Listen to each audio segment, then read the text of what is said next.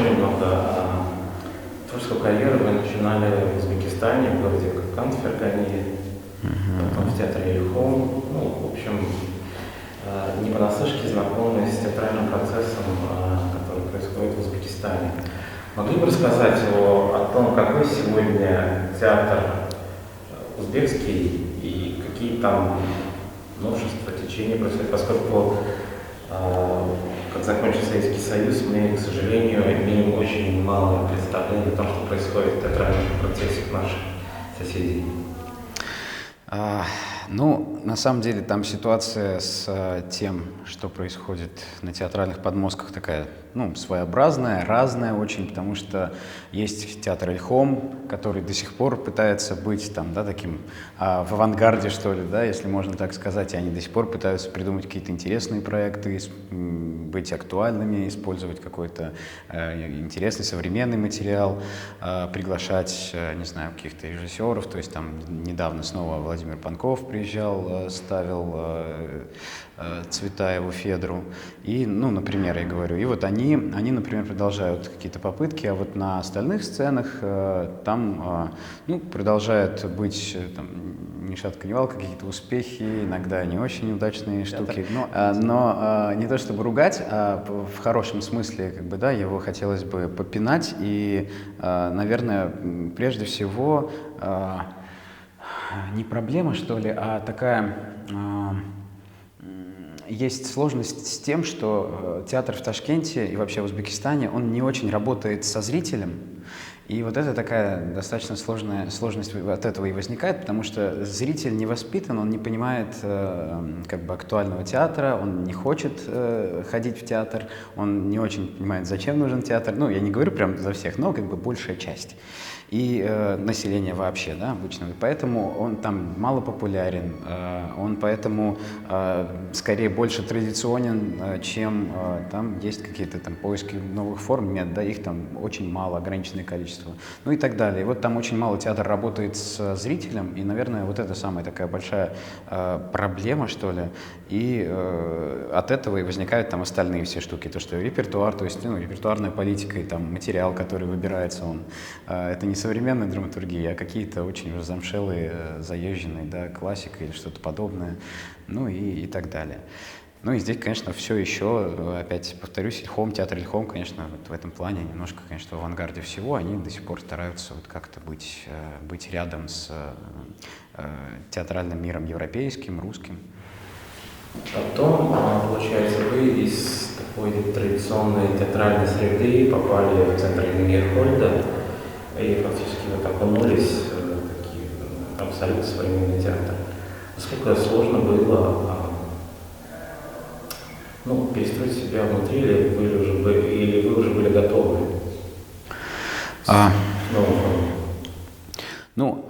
Можно сказать, что был готов, потому что, находясь там, я в любом случае читал, смотрел все, что можно было смотреть, читал все, что можно было читать, начиная от современных пьес, заканчивая просто какими-то статьями критиков о спектаклях и так далее. Но скорее мне было сложно... Но когда ты читаешь и смотришь, когда ты со стороны, это все равно по одному, а когда ты оказываешься внутри, вот здесь, конечно, да, уже возникают какие-то такие сложности. И здесь сложность скорее была с тем, что с ощущением себя, с ощущением вот этого чужого, да, ты немножко чужой. Здесь все друг друга знают, потому что вузы все очень тесно переплетены, коллеги друг друга знают, и ты так медленно в это все погружаешься. Вот скорее вот такая коммуникация просто человеческая, что ли. Вот это скорее было... Я достаточно, быстро этот момент продвинул, то есть я не сидел долго на одном месте, я вроде общительный человек, открытый, поэтому не было с этим сложностей, но вот скорее вот этот был такой момент, и вот это шокирующий был момент, когда ты тебе нужно было тоже учиться как-то формулировать, знакомиться с людьми, которых ты там читал, думал, вот, они для меня какие-то значимые, а тут Миша Дурненков сидит рядом с тобой, и ты должен что-то формулировать и говорить ему, да, а тут Виктор Анатольевич Рыжаков теперь, да, вот рядом с тобой, он тебе что-то вещает, а ты должен ему в ответ сформулировать какие-то свои понимания театра и так далее. Вот это было, скорее всего, сложно, ну и до сих пор, наверное, я все еще немножко как будто бы чужой. Я читал, вы участвовали в достаточно большом количестве лабораторий, там последний, по-моему, в Пскове была. Ну, много было разных лабораторий. В Пскове мы с Иваном Пачиным делали спектакль «Чук-и-гек». Да, но это была не лабораторная работа, это да, постановка, а лаборатории были, не знаю, там, в Нижнем Новгороде, в Воронеже, в Кольцовском, ну, то есть достаточно много. То есть получается, что вы были исключительно в русских лабораториях, сейчас попали в татарскую лабораторию. Помогает ли вам тот опыт работы в узбекском театре, в работе в лаборатории Татарстана? Или это все-таки очень разное? Интересный, пожалуй, вопрос, интересное у меня ощущение, потому что я бы не сказал, что сильно помогает, скорее помогает, в принципе, понимание, да, мое понимание менталитета узбекского, потому что он очень схож с татарским, и, в принципе, у нас очень много татар в Узбекистане, которые там давно живут, и с которыми там учился, у меня друзей много татар и так далее, поэтому вот это скорее помогает, а конкретно уже опыт, там, не знаю, там, если говорить о языке или о чем-то другом, это, ну, то есть оно все равно другое. Но все равно другое, схожее, но совсем другое, иначе.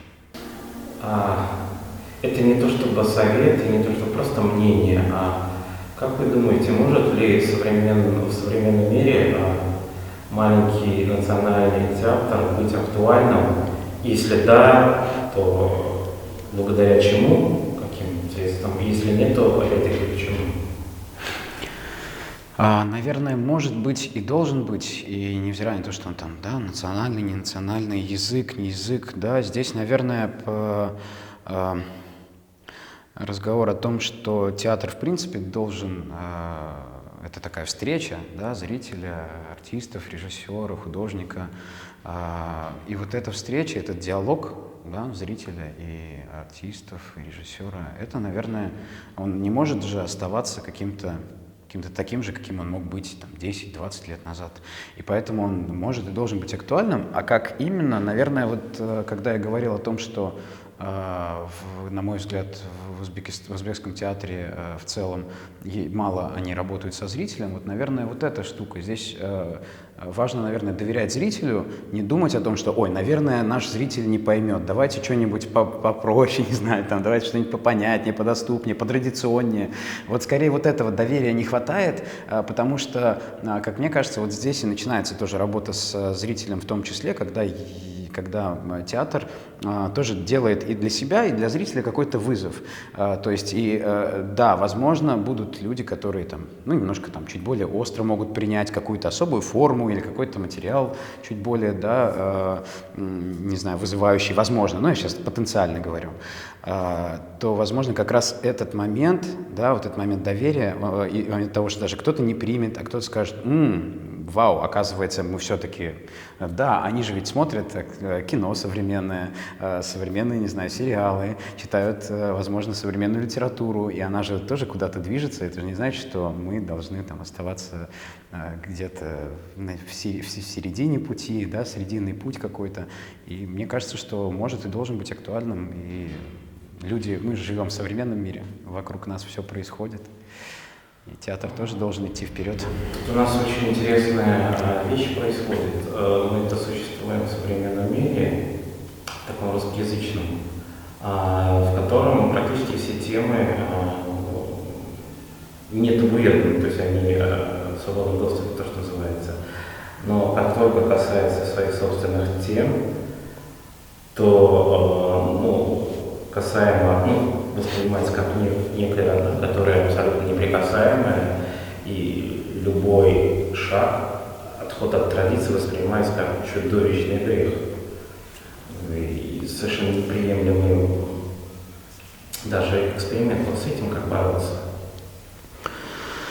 Ну, тут, наверное, вот мы сейчас в этой лаборатории, я работаю с романом американской писательницы Селесты Инг. Да, роман называется «Все, чего я не сказала». И это роман о недоверии, что ли, в семье, да, о каком-то таком, о том, что мы чего-то не договариваем, мы стесняемся или почему-то боимся, да, не сказать своим родителям, родным. И вот здесь, почему я сейчас про это начал говорить, потому что я в этой работе сейчас пытаюсь внести долю какого-то живого и документального. То есть, когда мы пробуем настоящие истории, схожие с тем, что происходит в этой истории в романе, схожие с этим, проблемы живых, настоящих людей использовать. И, наверное, как ломать это, я к чему это говорю? Потому что, возможно, когда мы, в общем, не пытаемся разрушить просто, да, устраивать эволюцию, а когда мы идем где-то рядом, когда мы можем в какой-то традиционной форме поговорить, да, внести немножко ноту какого-то документального театра, да, который, возможно, там скажет, ой, как это, ну, возможно, у вас там были, я понимаю прекрасно и знаю, что были опыты документальных спектаклей и в Казани, и в других татарских театрах, но вот где-то, наверное, здесь, когда не устраивать революцию, а показывать, что вот может быть и так. Видите, оказывается, это не так уж и страшно. Оказывается, на сцене можно, не знаю, может быть такая острая форма. Да, и где-то вот в этом миксте театр же он такой достаточно подвижный, ну вообще, как искусство, как вид искусства достаточно подвижный, поэтому, наверное, не бояться впускать такими каплями, да, вот те самые, ну, эксперименты или чего-то подобного, и тогда, наверное, это будет какой-то похоже на путь.